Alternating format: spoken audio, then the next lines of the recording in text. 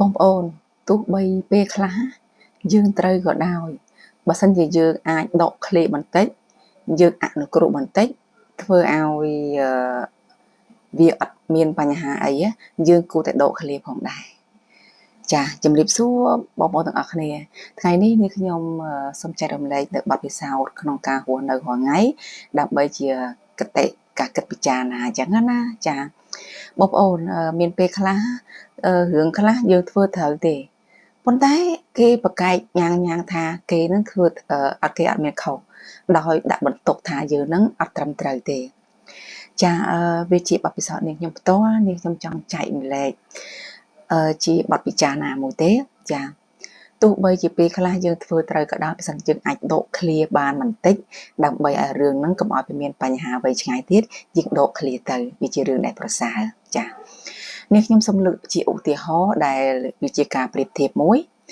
ដោយថាយើងជិះម៉ូតូជិះឡានក្តីនៅពេលទៅដល់កន្លែងភ្លើងស្តុបមែនអត់ចាដល់កន្លែងភ្លើងស្តុបវាតែងតែមានភ្លើងលឿងភ្លើងខៀវភ្លើងក្រហមហើយភ្លើងលឿងឲ្យយើងថាប្រុងប្រយ័ត្នបន្ថយល្បឿនភ្លើងក្រហមឲ្យយើងឈប់ភ្លើងខៀវឲ្យយើងទៅអញ្ចឹងមែនអត់ចាដោយឡែកនៅពេលដែលយើងឃើញភ្លើងខៀវទៅសម្រាប់ខាងយើងឃើញភ្លើងខៀវទៅយើងនឹងទៅមែនអត់ចាប៉ុន្តែបងប្អូនទាំងអស់គ្នាដោយសារតែខ្ញុំធ្លាប់ជួបបទពិសោធន៍នេះខ្ញុំចង់ចែកម្លែកថាចេះទោះបីជាមានភ្លើងខៀវទៅក៏ដោយប៉ុន្តែយើងត្រូវតែបង្អង់មើលបន្តិចសិនបង្អង់មើលបន្តិចសិនហ្នឹងហេតុអីព្រោះពេលខ្លះមានបងប្អូនខ្លះគាត់ជិះម៉ូតូមកគាត់ដោយសារគាត់ឃើញអាភ្លើងសញ្ញាពណ៌លឿងទុំចាពណ៌លឿងអាភាពលឿងទុំហ្នឹងយើងគាត់មិនត្រូវបន្ថយល្បឿនប៉ុន្តែខៃលួគាត់អាចបញ្ញាប់ឬបន្ទាន់គាត់តែងតែមកលឿនចាមកលឿនហើយវាអាចជ្រុលហួសដល់ចូលភ្លើងក្រហមអញ្ចឹងដល់ភ្លើងក្រហមខាងគាត់ត្រូវឈប់ប៉ុន្តែគាត់បានឈប់ទេអញ្ចឹងយើងភ្លើងខៀវយើងទៅភ្លាមអាចមានបញ្ហាប៉ះទង្គិចគ្នាអញ្ចឹងណាចាហើយសួរថាតើនៅពេលដែលយើងប៉ះទង្គិចគ្នាវានឹងមានហេតុផលអីខ្លះវានឹងមានផលវិបាកអីខ្លះចាអាចមានជាគ្រោះថ្នាក់បាក់ដៃបាក់ជើងឬគ្រោះថ្នាក់អីផ្សេងចាអាចមានជាផលវិបាកមានការដោះស្រាយជជែកគ្នា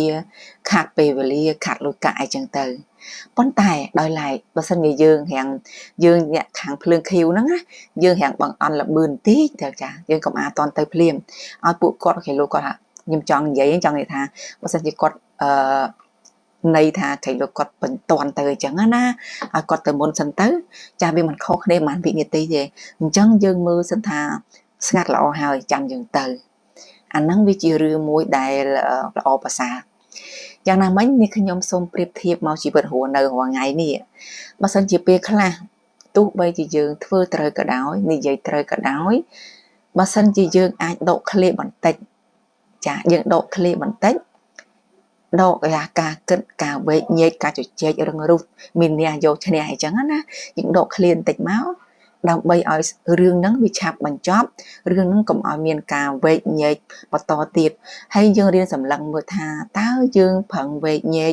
យើងប្រឹងជជែកយើងប្រឹងនិយាយតទៀតហ្នឹងវាមានប្រយោជន៍អីដែរអត់ចាបើសិនជាវាគិតថា